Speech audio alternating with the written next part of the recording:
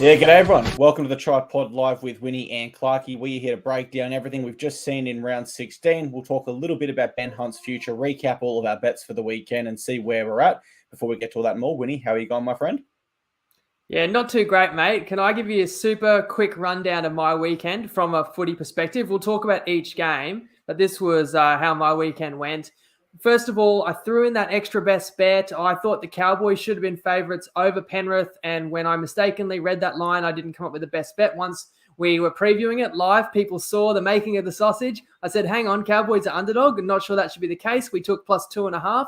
We get a comeback Cowboys victory with a late try by Kyle Felt, which then puts us in position to win the same game multi at $7. We also had the admin goat in the group, Dan Lever, finding exact margin of victory for the Cowboys, $71 and tipping it. And Penrith exact margin of victory was by one was $81. So I was in a punters club with those boys and we were on for a generous amount on both those outcomes. So I've got an opportunity for the Cowboys to win the game by one, cash is $71 that's tipped in the group, win the best bet, win the same gamer. And I don't know what more needs to happen for a team to win by one, but you all saw how it ended. The Penrith regathers a kickoff, regathers a charge down shot, kicks a field goal with a second to go, ends up being a try in extra time. So we don't get that exact margin. And some people who got on the same gamer, the team total had dropped to under 26.5, not 27.5.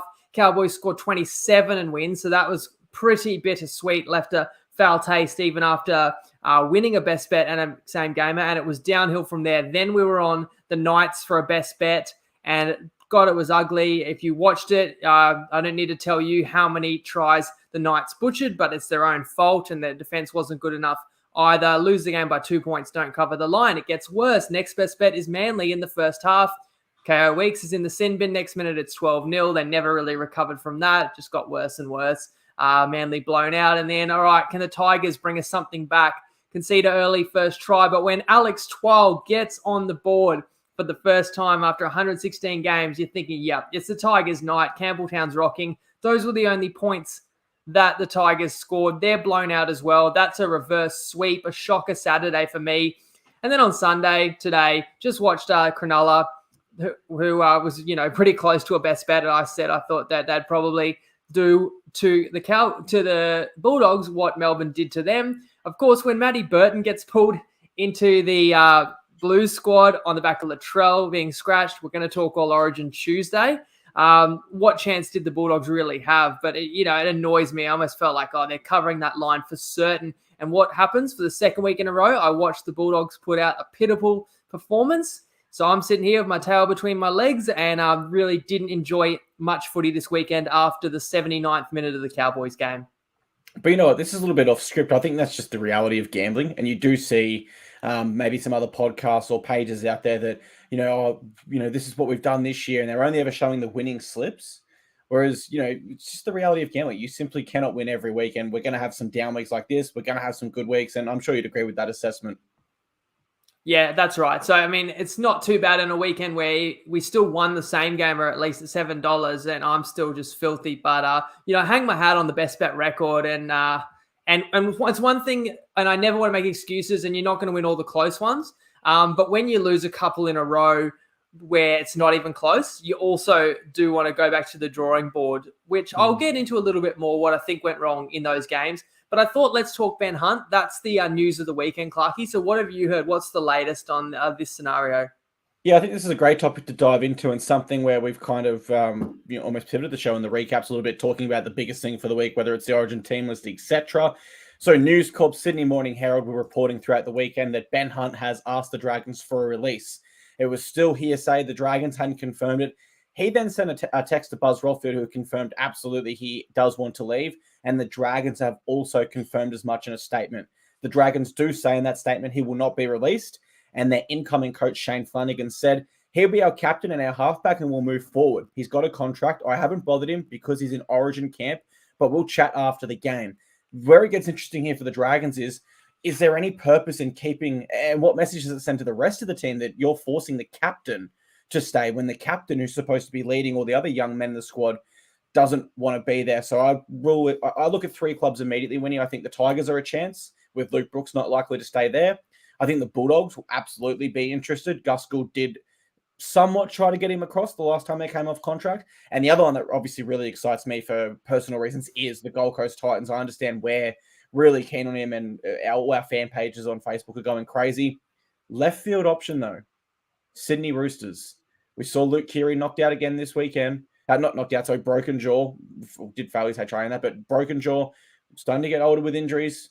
Don't tell me the Roosters aren't ruthless and don't move halves on. They did it to Mitchell Pearce. They did it to Kyle Flanagan after a year. So I'm going to throw that out there as a left field option, Roosters. What do you think of the situation, and where do you think he's most likely to end up? Well, I think that he has a right to ask for a release. I think they're on completely different timelines. I mean, what has Flanagan said in the interviews to get this job? Pretty clearly, he said something along the lines of, look how I built Cronulla up. You know, he hangs his hat on winning a premiership, but not just going in and coaching a premiership roster, because Cronulla had a premiership roster when they won the comp, but Flanagan can say he built them up to that. He's clearly told St. George he can do the same, but Ben Hunt's not on that timeline. Ben Hunt has put a lot into the competition, played over 300 games, might not have many more years at his peak left. If he doesn't want to be there, I think he has a right, because it's not the coach that he signed the extension under. And Ben Hunt, let's be honest, I'm a big fan of him, but he looks sad at the best of times. Do you really want him with that kind of mopey expression every game they're losing, and everyone knows he doesn't want to be there? He's making $1 million a season for the next 2 years, but you're not going to win the comp in the next 2 years. That money can be spent elsewhere. That money can be spent on finding the next Nico Hines, the next Matty Burton. These are players that clubs are going to build their next 5 years around, that was signed for, deals of like $600,000 a year. So I don't know who the next one is. Is it Sam Walker? You mentioned, Roosters don't mind moving on from halves, but the next stars are going to be out there. Maybe you should try and put money there. And in the meantime, give Sullivan a crack in the halves with Amone, hey, bring your son in, Kyle Flanagan. He can play hooker.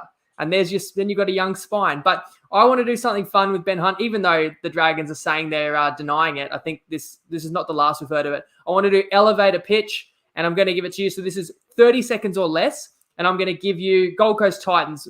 Ben Hunt, why should you come to the Gold Coast Titans? Jeez, you've put me under pressure here. But I figure Titans, you can sell it. Well, I think, and you've really put me under pressure here, so please let me do my best. As if you're talking to Ben Hunt. Tell me now, why should I come to the Titans? Benny, I want you to look at the Broncos a few years ago. They had a talented roster of young players, and they had a great young forward leader there in Patrick Carrigan. They weren't quite able to ice games. They ended up with the wooden spoon. Next year, they got close to the 8. Look at them this year, Benny. In the 2 years that you would spend with us, that you're already contracted to the Dragons, the Broncos were in a similar situation with us. They needed that key halfback. They got him in Adam Reynolds. They are now firmly inside the top 4. I believe you can do the same with our young side at the Gold Coast. I believe working with Kieran Fawn, another experienced half, can really help direct this side around and have some success. Not only that, Ben, but we're a club that's never had success before. You will go down in the history books if you sign with the Titans. You will have a great time, and I will personally pay for your visits to the Glitter Strip Surface Paradise anytime you score and we win. I'll fund it. Third-party agreement. We can sign it right now, Benny. That's my promise to you.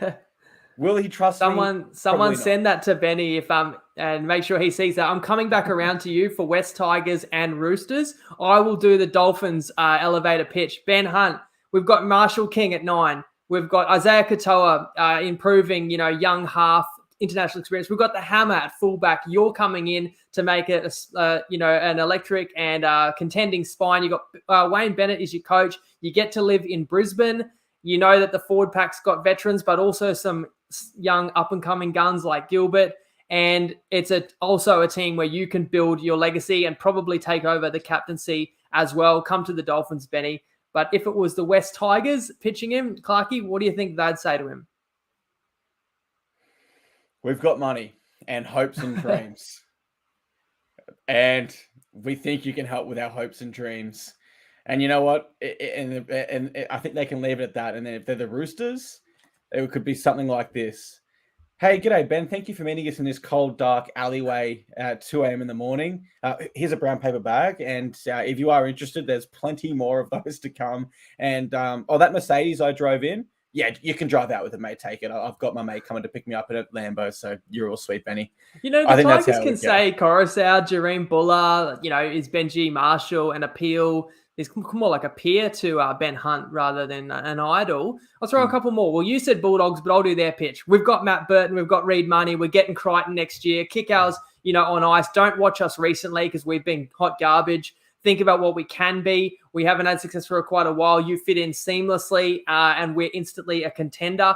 And, if he doesn't mind living in Sydney, the Bulldogs are a side where if Ben Hunt's priority is to go to a team and contend, I think they're in a stronger position than your my sides, to be brutally honest. Titans and Dolphins, not by a long shot, but I think they could make a great case. And then the smoky I would throw out there would be Ben Hunt. If what you really want to do after you've achieved, a lot at origin level, rep level, right? You've played for the Kangaroos, you've won a World Cup, you've played over 300 games, but what you really want to do is win a comp.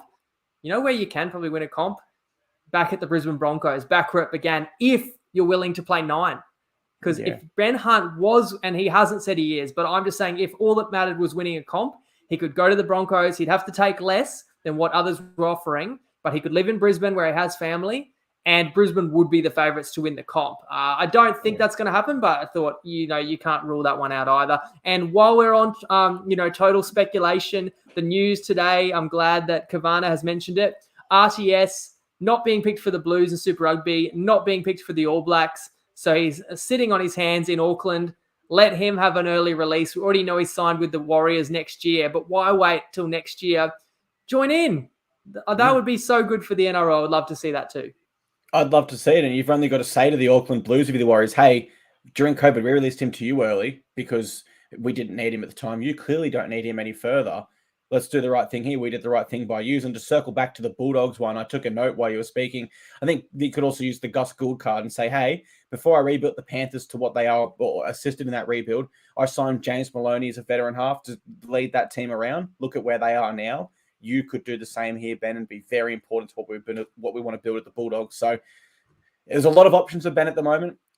He's a very, very classy player. And the interesting thing to add to it as well will be the merry-go-round, because we know if he signs with one of these clubs, then their half leaves, and their half leaves, and it's going to be an interesting off-season. And just one more point, because it might not be off-season, because the way I read the report was he's asked for an immediate release. Now, Dragons have said no, but if they change their mind, if the headline pops up, Ben Hunt granted immediate release, you want to be jumping into the betting markets. And if you already have in mind who you think he's going to go to, you might want to throw a speculative bet on a team like the Titans, the Dolphins. Probably those are good candidates right there to make the 8 or something. If they suddenly got their hands on Ben Hunt for the final 12 weeks of the season, you know what I mean? That suddenly lifts the caliber of that team. So it is one to watch. And same for the Warriors. If they get RTS, you'd have to probably play him in the centers. That's how good CNK is going. But it would increase the Warriors' chances of making noise in 2023. Oh, you could honestly take Warriors top 4 if they got him with the smoky with how they're playing. Final point on all of this, and this goes circles right back to the start with Shane Flanagan. Your point, he didn't actually have an over 50% win record until 2013, and he joined the Sharks in 2010. That season was a 58%, won 14, lost 10.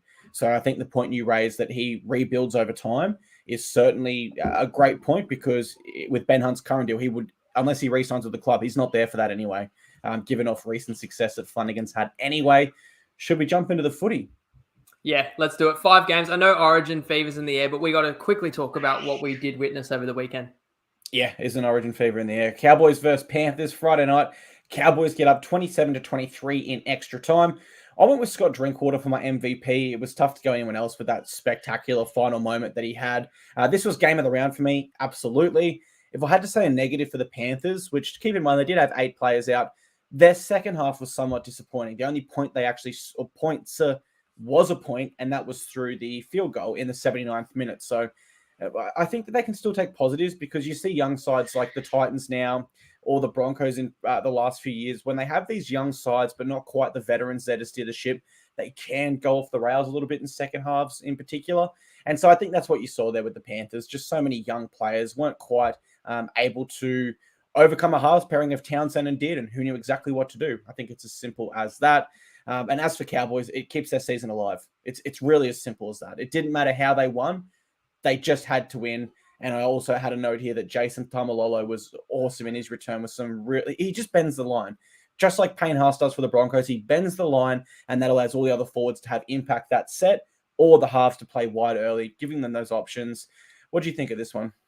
Yeah, timely return for Tamalolo. Obviously, when you win a game in Golden Point, like every player matters. The Cowboys did lose Lukey as well, so that's a back row they're going to have to deal with missing him through injury. But the Cowboys, this turns their season around. I think this is key for them, and it is pretty lucky. Like when you're the North Queensland Cowboys, you know the Origin-affected weeks where you're scheduled to play, you're going to be missing a few of your best players. But to draw Penrith that week is a gold mine. And you mentioned 8 players out. I don't know if I can name them all off the top of my head, but obviously there's about 5 playing for the Blues this week. Plus Nathan Cleary is out. Then Moses Leota had a child, so that I'm already up to 7, which is pretty lucky too for the Cowboys because that only happened after I gave out the best bet. Hey guys, didn't I say I thought the line should be Cowboys -3.5 and they won by 4? Yeah. Of course, they never should have won this by 4. Should have won it by 1, I reckon, after Kyle Feldt scores the try. As I said, my same gamer was Cowboys win, Feldt score, and neither team. I really wanted neither team to 30, of course, but I went neither team to 28, which was still good enough. And that try made it 22-all. They missed the conversion, but Chad Townsend, as you said, does nail a field goal with under 2 minutes to go.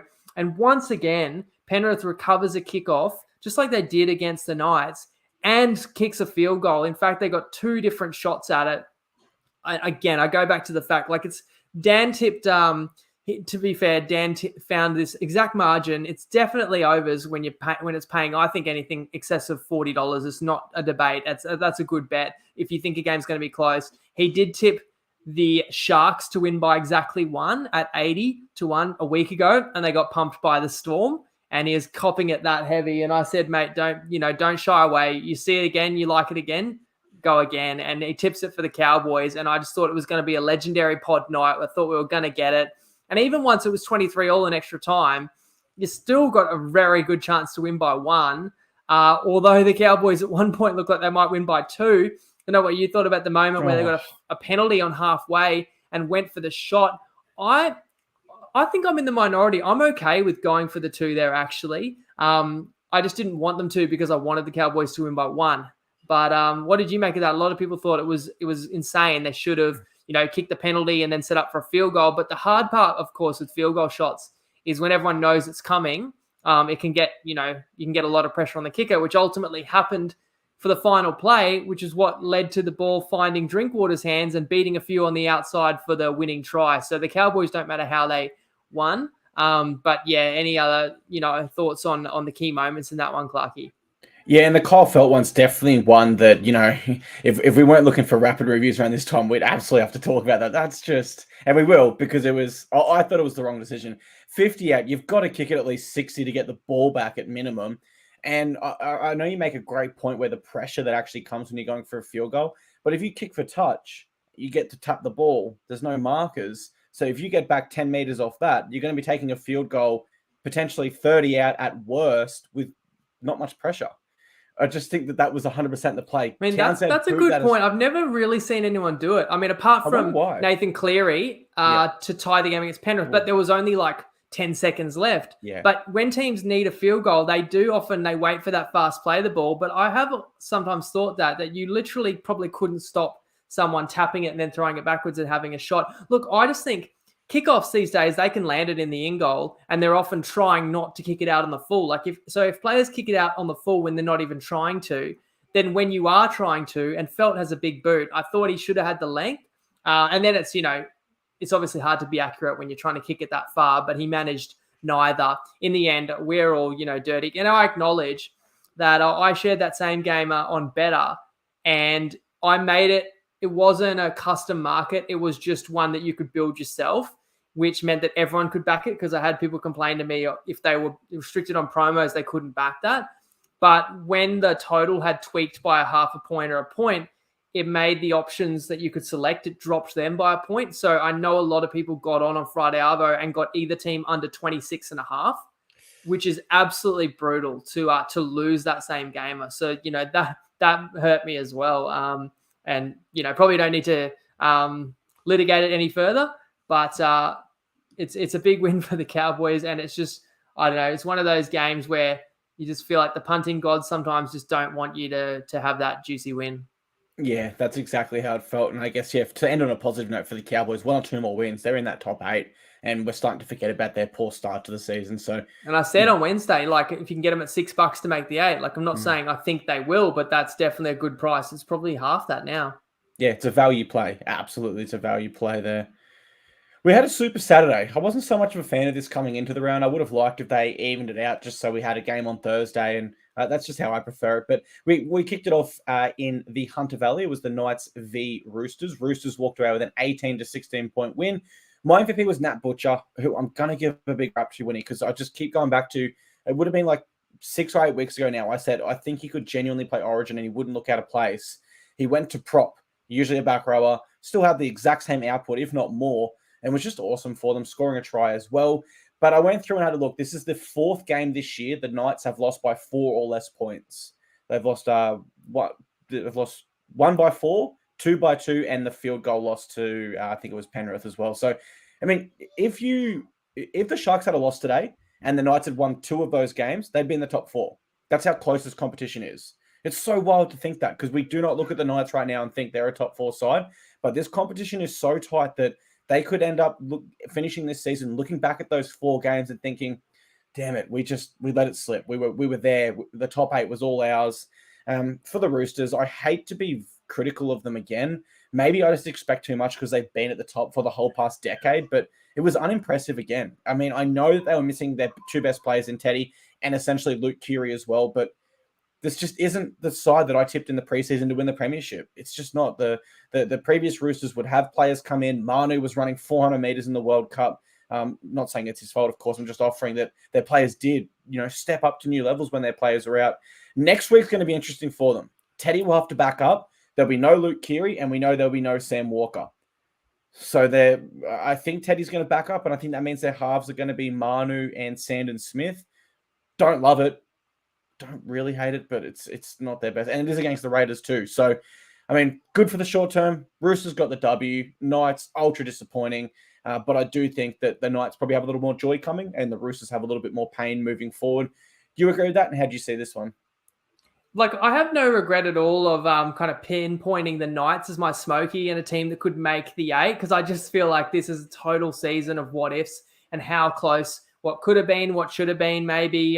When you throw in all the injuries, your best player, captain, we know everything that Ponga went through, and several others injured, suspended, and they've still come that close so many times. And that's fine, but you can't keep making that your excuse. I know someone like Adam O'Brien will be more than happy to repeat, those kind of stats, Clarkey. You have to actually win some of these games, and this one's different because, there's maybe a moral victory in pushing Penrith to the limit. They're back-to-back premiers and they were close to full strength that afternoon, a few weeks ago at McDonald Jones. The Knights were favourites in this one, and the Knights shouldn't have let it get this close. And, it took basically an intercept 80-metre return try by Bradman Best to get them within 2 points. The Knights were so wasteful. They can't execute simple 3-on-2s. We saw a week ago they can't execute a 3-on-1. I think it was actually the same player. I know he's a young player, Lucas, but do they practice that at training? I don't know, like catch and pass, draw and pass. I'm not sure, because the Knights did everything but score in this game, and that's why they couldn't win it. You hold Roosters to 18 points, that you should still be able to win the game. You should be able to win comfortably. And the 18 they gave up were pretty soft, all in the first half. Couldn't defend errors. I mean, the first try I thought was diabolical. Sandon Smith had a pretty decent, debut at starting halfback for the Roosters.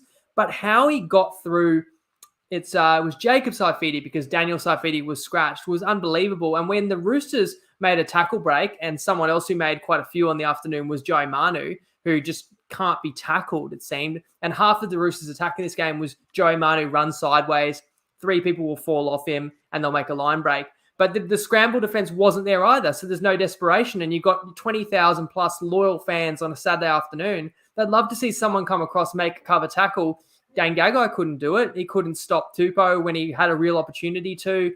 I don't want to single out players. I can think of several other times when tackles could have been made to save tries. They couldn't do it. And in saying that, they still could have won the game on the back of, I feel like Kalen Ponga probably created 4 chances to score tries on his own, maybe 5, maybe more, and there were other chances for the Knights as well. They couldn't take them. I can't believe they didn't win this game. And I'm not saying that they definitely should have covered or whatever. I just thought that was ultra disappointing. I feel like the Roosters will be aware that they kind of pinched this one. They knew that they probably couldn't match it with the Knights in the second half, no Kiri, and it was just about hanging in there. And to the Roosters' credit, they were able to do that. But I feel like Robbo knows he kind of got away with one here because the Knights, they had more energy, more opportunities, more possession. They're at home, more key players available to them. And no excuse not to play better here. And I always circle back to at some point the coach has to answer for that. Yeah, and you know what? I'm just looking at the stats there. I think my Manu example is probably the worst I could have possibly provided. I literally could have said any 16 other players and it would have been better. He finished with 7 tackle breaks and 318 meters, which was very, very, very he good. had his best game of the year, and one of my reasons for betting the Knights was Manu doesn't look the same this year, and then Manu actually was outstanding. But even with that being said, the Knights should have still won. That was Manu World Cup form. I completely agree on the errors. I've got it 14-13 here, but those Knights errors were in crucial moments where there was like a try opportunity, whereas the Roosters errors seemed kind of inconsequential in the context of the game. So I think the Knights will look back on that absolutely and just think, how did we blow so many tries in such a tight season? You really can't be doing it. Following that, it was the Eels v Sea Eagles. I did not see it going this way at all, but the Eels get a huge win, 34-4. For my MVP, I went with King Gutherson. He was awesome again for another week, but I just didn't see this at all, if I'm being absolutely honest. The rugby league math just doesn't check out. So the Eels this year, including this game, are averaging 26 points per game. They then score 34, missing both their usual halves, against a Manly side that hasn't necessarily been poor defensively in previous weeks. So, I don't know. Maybe I overthought the room here, but I just seriously saw Manly here as underdogs putting in a really good effort and coming over the top there with the added motivation that it was Jake Arthur against the fan base that really shunned him and gave it to him against his dad. But I go back to the Seagulls, like whether they're full strength or missing stars, I just can't get a read on this team. And I'm so tempted to just say, no, this is the 4th week in a row where I've gone up and then I've put them down. I'm just going to put a line through them. But you just can't do it. The competition's too tight at the moment. You just can't do it. So I'm going to have to keep riding this Seagulls roller coaster. And it's interesting because a few years ago, I went on a streak of about 12 games where if I tipped them to win, they lost. And if I tipped them to lose, they won. So Manly fans used to always joke and say, please tip against us. It was really strange. They continue to be my bogey side. But the Eels continue their climb into the top 8, which is great for them. And I believe something we were both predicting. I believe you were with me. You thought they'd get there. Well, are they now top 4? Or the competition's so close now, and it depends who's had a bye. They might be like level on wins with the top 4. If not, they're 1 win out after the nightmare start for the Eels. It is pretty impressive. And look, I've been impressed. I really questioned the squad resolve after the Dylan Brown situation and just having such an important player just, ripped out of your team on such, short notice. They've responded, and I think it really helped playing the Dogs like a soft kill, and obviously didn't take much out of them, because one of my reasons for liking Manly in this game on a Saturday was that, it was a 5-day turnaround for the Eels, whereas Manly, I think, had an 8-day turnaround going into it. And Manly were off a soft win as well. But what do we say over and over about Manly? Man, and I hate to say, I hate to say it because I should have known better, because I'm the one who backed Manly, so I've got to answer for that. But they are such front runners sometimes. They can't handle any adversity. It's all great when you can score 60 against the Dolphins, but then a week later, you can't do any of the tough stuff. Like, I know that you get a sin binning and you're down, you concede a couple of tries, but there's just no toughness in this team. And what I put it down to is, you said it a few weeks ago, Clarky, and this was way too harsh what you said, but you said a Manly team with no Jake, Tom, or a DCE is not a first-grade side. And then I backed them for a best bet, but as I said, the Eels were missing 3 spine players as well. But the difference is the Eels still have leadership. They have players that are willing to put their hand up, and obviously King Gutho's the key there. But the forward pack aimed up as well and won the battle. And where I look at Manly, And I don't know who I was expecting to lead the way. I mean, maybe like Lockie Croker. I don't know, like veterans in the forward pack like Josh Aloiai. But I look at some of their best players are Josh Schuster, Olakwatu. Those guys don't say, follow me, I'm going to get us back in this game. They seem to be looking at others, and they seem to be the ones, folding under pressure when things aren't going their way. And Manly offered no resistance at all in this one. It was never really in doubt after probably 20 minutes.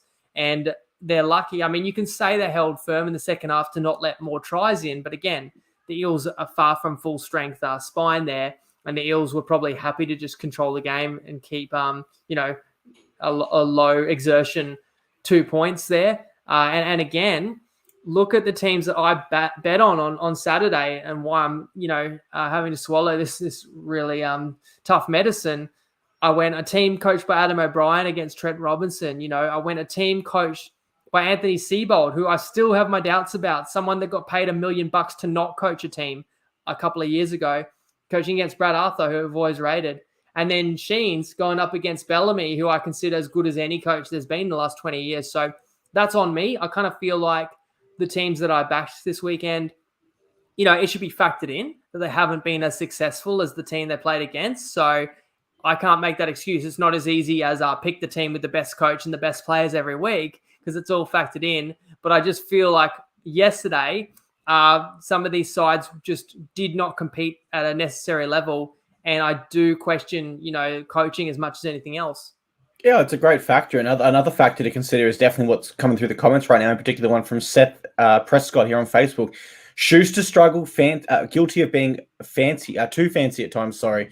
And yeah, Seth, you hit the nail on the head there, not to single out any player by any circumstances, but Schuster's a real confidence player where if the team's going forward and the forwards are winning that forward pack, those cutout passes, those no-look passes are brilliant, they work, but sometimes when you're under the pump, you just need someone like DC who can put that long kick in and reset the momentum of the game. And Manly didn't have that. And ultimately, this is a very bad mark on their report card. It's probably the best way I can sum that up. Saturday closed off with another really blowout. The Storm took on the Tigers there at Campbelltown, and they walked away with a 28-6 point win. My MVP was Will Warbrick in this one, had 4 tries. Actually don't have him in my top 10 rookies this year prior to this round, but no doubt he comes in now. Now, I did see this coming, but maybe not to this extent. I had Storm winning in our preview, and I just said that I just can't underestimate them. I did it last week against the Sharkies. I can never make that mistake twice in a row, which I've just been proven over the years too many times. Whenever you think the Storm are out of it, they just find a way. I go back to the best example I have was when Billy Slater retired. And I said, look, when Cooper Cronk left, the Storm were able to overcome that because you saw Cameron Smith move into first receiver as much as he was in hooker. Cameron Smith can't make up fullback attributes, so they're really going to struggle. Then before you know it, hello Jerome Hughes, hello Ryan Pappenhausen, hello Scott Drinkwater, hello all these superstars that we didn't know about. So the only real positive here for the Tigers was the Alex Twal try, which blew up on social media. It was like my biggest post all year. People were really happy to see him score the try. But for the Tigers, they are now 8 losses from their last 8 at Campbelltown. And it's an atrocious home record. There's no really other way to put it. Meanwhile, the Storm, I believe they're still in the top 4. I'll need to absolutely Yes, they will be. They were third. They were third going into the round. Yep, they're third on 9 wins, which is equals second. Broncos have 11. Panthers and Storm are equal on 9 wins. So I just think there's so many people every year that seem to write off the Storm, and this year I made a conscious effort that I'm going to put them in the top 4, even though I didn't 100% believe they'd be there. You just can never underestimate them, and I know I've said that a lot this segment here, but they just find a way to win somehow, some way. They find a way to do things. They lose their rep players. They find a way to pump the Tigers at home. They're just an impressive side, the Melbourne Storm, aren't they? They are. There's still no certainty they're going to make the 4. This season's had twists and turns. But it is impressive when you come in, you're missing several of your best players and you get a win on the road. And the Tigers have been really competitive recently. And to me, the key to this game was just the Melbourne defense, that they bottled up what they were able to do a week ago against Cronulla and repeated it against the Tigers. So we go back to a fortnight where the Storm are getting 45 put on them in Townsville And whatever Bellamy did, and we knew he would have taken him into a dark place, and we knew there'd be a response against Cronulla, but he obviously challenged the team to back that up, because what I watched last night after the 12 try, which again, that comes off I'm sure everyone saw the highlight, but it comes off a contested bomb where Naden gets a tap back and it bounces, and boy, Clemmer looks like he's going to touch it or maybe muck it up and get a fingertip, pulls a fingertip away, 12's the man on the spot. So great credit to him. I was disappointed that the Tigers fans at Campbelltown didn't storm the field. I felt, they did it when Buddy Franklin kicked was it 1,000 in the AFL? I felt like 12-1 should have been celebrated in similar fashion.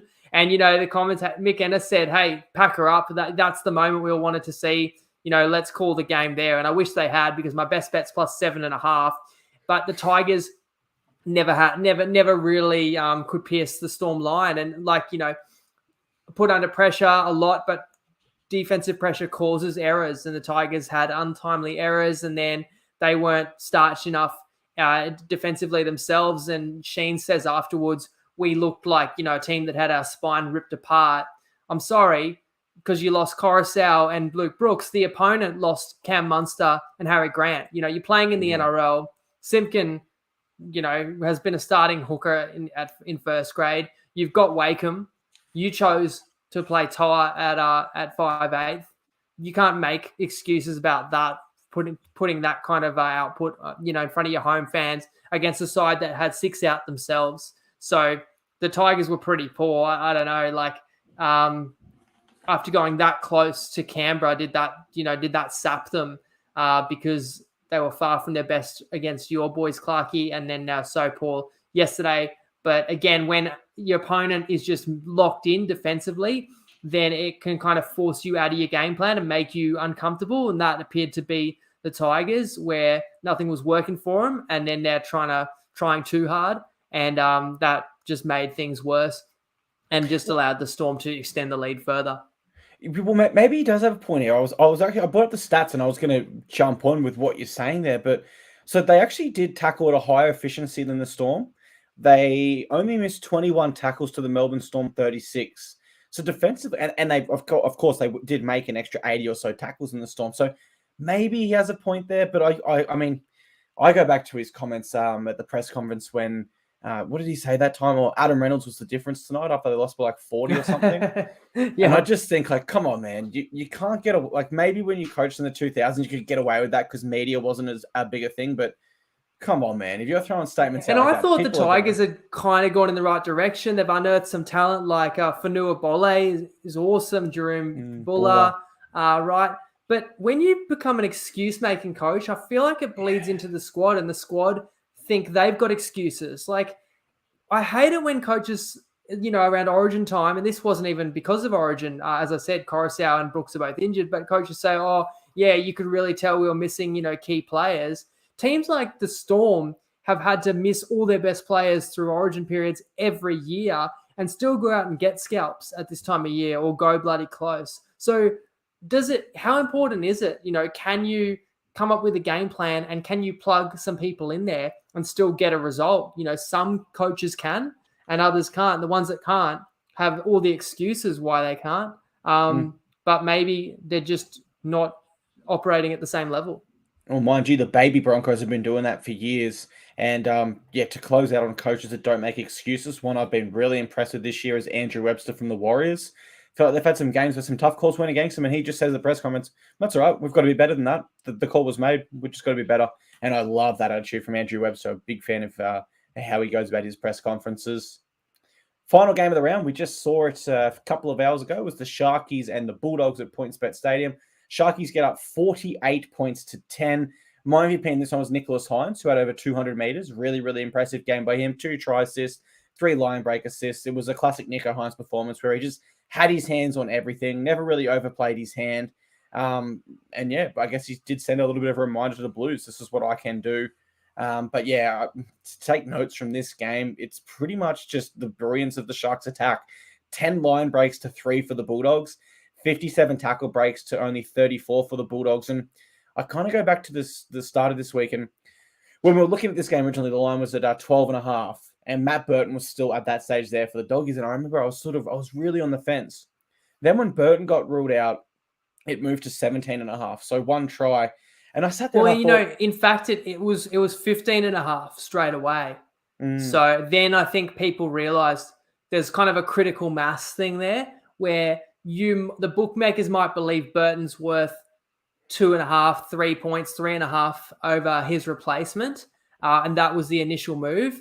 But the difference that I think it made was suddenly it gave the Dogs almost no realistic chance of winning the game, which meant the line should have climbed even further. And I think some punters got on there and smashed it. And as you said, it did go to 17.5. By kickoff today, it was 18.5. and that's what I thought. I thought, well, just missing Burton doesn't just equal 4 points. This is like the Bulldogs are out of this now. They can't win. They're not going to have, anyone that can sort of lead this around or create X factor plays. And then I just lamented and I thought, I've really missed a play here. I should have been more confident on Sharkies minus 12.5 in our preview. The only reason I didn't win was I said the Bulldogs will have a huge defensive response. In fact, they missed 57 tackles, worse than last week. They make 8 errors. They concede 7 penalties.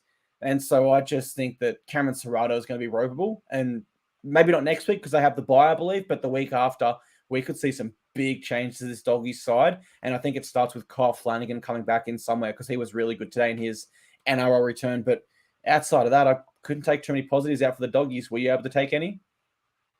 No, I was kicking myself as well because I said for 2 weeks in a row they don't rate the Bulldogs. It's not all their own fault. They've had some key players out. And, Andrew Voss making the point in commentary today, if you watch on Fox League, like the Dogs have had 2 games this year where they haven't had Burton at their disposal because he was 18th man for the Blues. You do have to actually ask the question, is it fair that the player doesn't play for their club? Because 18th man is in all likelihood not even going to play. And if they do, it's most likely, minimal minutes. I think that's a fair point. I think that was pretty unlucky. Like it could have just as easily been, we're short a playmaker or what, we've lost Latrell Mitchell. Nico, you were our utility last game. You're back in at 18th man, and the Sharks could have gone without Nico. And having said that, obviously any game that Cronulla, wins by 40 odd points, he's going to start. And you knew he'd play with a point to prove, but he didn't start that well. First kick out on the full, had an early forward pass, but it didn't matter because the Dogs didn't put themselves in the game. And I really do think they were very poor, the Bulldogs. So if you're asking for positives, I'm struggling because you've got players like Reid Marnie trying to do too much. I mean, at one point in this game, on third tackle, on third tackle, the Dogs got tackled 3 times inside their own 10. So Reid Marnie just kicked it on the third tackle, the fourth play of the set. And Kennedy caught it inside the half and ran it back to the 20. Like, how could that be the option to kick on third tackle from inside your 10? It wasn't impossible to kick a 20-40 from there. So, and Marnie other times just went short side, but no one else knew it was on. So the Dogs look disjointed. You said Ciraldo will be upset, but once again, I kind of wonder if we should be expecting better from this team. I know they've got a lot of key players out. I know that the Sharkies were, ruthless, close to full strength, and off a big, embarrassing defeat a week ago. And I think part of my frustration in the Dogs this afternoon, the fact we got, didn't get a contest in the footy, is probably at myself for not playing 13 plus on Wednesday. Again, we didn't have that Burton information, but it was probably still a strong play then that we left. Well, I've just realized this. It's just clicked in my head, and I just can't believe this. So this is the reason why Brad Fittler said that he couldn't select Nicho Hynes for his camp. He said, but the way we were going about it and the fact Cronulla were playing this weekend, it meant we couldn't carry Nicho as 19th man. But the man he selected over Nicho was meant to play Nicho. How the disrespect just grew. I didn't even...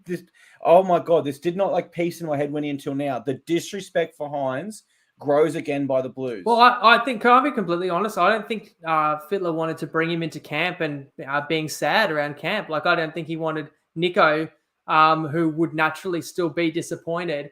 It didn't want any risk that Nicho could bring the mood of the camp down. I think that because Nicho's, confidence potentially had been shaken. Look, today will do him some good. to get back in the winner's circle and to have a strong game, some early errors notwithstanding. But I feel like that had to be part of it. If you drop a player, you almost don't want to bring them back into camp just on the peripherals, because it's going to be hard for that player to be completely positive. Yeah, that's a good point. It's a really good point. Yeah, it is a good point. Because naturally, he views himself as, I thought I was going to be the halfback. That's right. I'll be the utility. Oh, I'm not the utility. I'm 18th man. I've been left out completely together.